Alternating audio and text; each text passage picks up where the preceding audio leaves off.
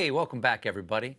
My next guest is CNN's Chief International Correspondent and a Peabody Award-winning journalist who has spent more than 15 years reporting from front lines all over the world. Please welcome Clarissa Ward. Clarissa, thanks for being here.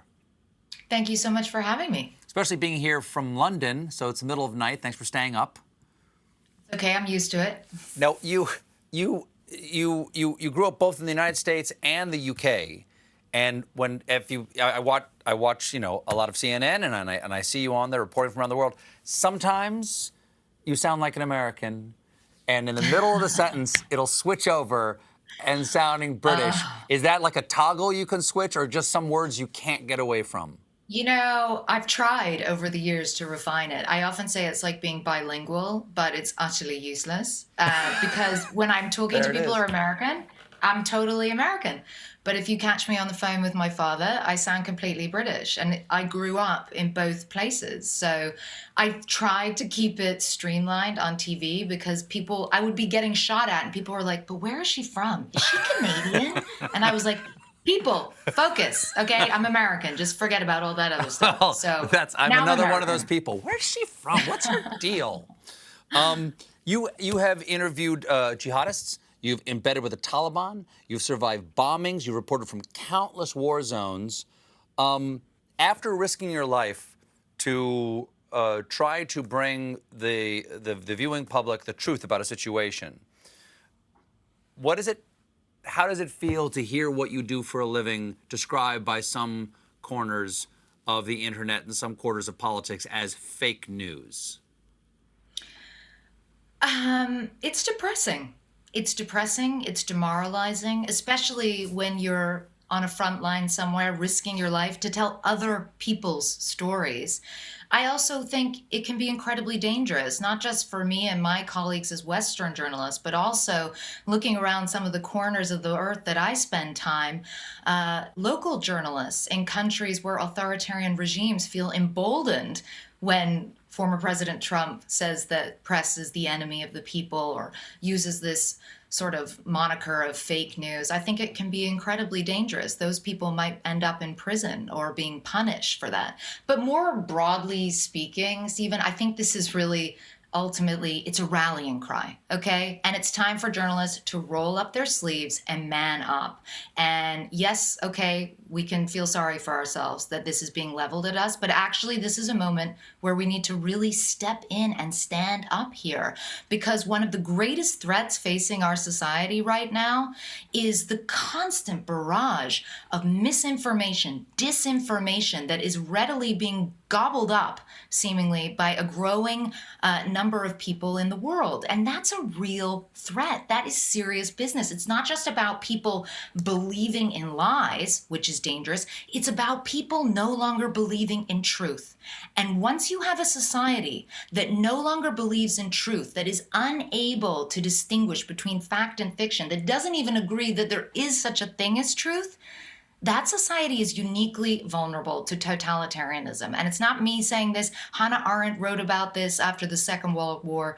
This is a real threat, and it's time for us to man up and step in and do our jobs. Well, you've got a new book called On All Fronts, The Education of a Journalist. I'll put it right over there so we can get the picture. There's some extraordinary stories here of some of the situations you found yourself in. People have called you fearless. Is that true? Isn't fear useful, like evolutionarily speaking? It's one of my pet peeves, and people are like, "Oh, you're so fearless," and I'm like, "What a lot of rubbish!" Oh, sorry, it happened again. It is, sure. But come on, people. I mean, read the book. I'm petrified half the time, and if you're not petrified, you're stupid. Because you're in situations where your life is at risk. And fear plays a really important role, evolutionarily, as you said, in determining and dictating how you get yourself out of those situations.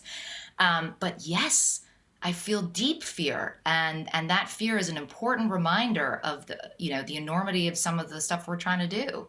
In 2019, you embedded with the Taliban in Afghanistan.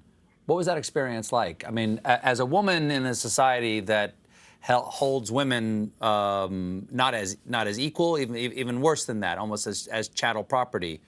What was that experience like for you as a female journalist? I think think as a female journalist, when you're doing this work, you have to be willing to leave a lot of your stuff at the door in terms of what your expectations are. When you're going into somebody else's territory, you need to be willing to accept their terms of engagement, accept their society. And so I understood from the get-go that I was going to have to cover myself completely, including my face with the niqab. I understood that my producer, Selma Abdulaziz, and I were going to have to sleep separately in a different part of the house from our male cameraman who we were working with. What I hadn't quite bargained on was when I was interviewing the Taliban commander that I wouldn't be allowed to walk down the street with him while we were doing this interview. And in fact, it caused a huge ruckus when I even suggested it, and he got frustrated and said, why didn't she bring a man with her to do the interviews? And I was trying to explain that that's not really the way it works.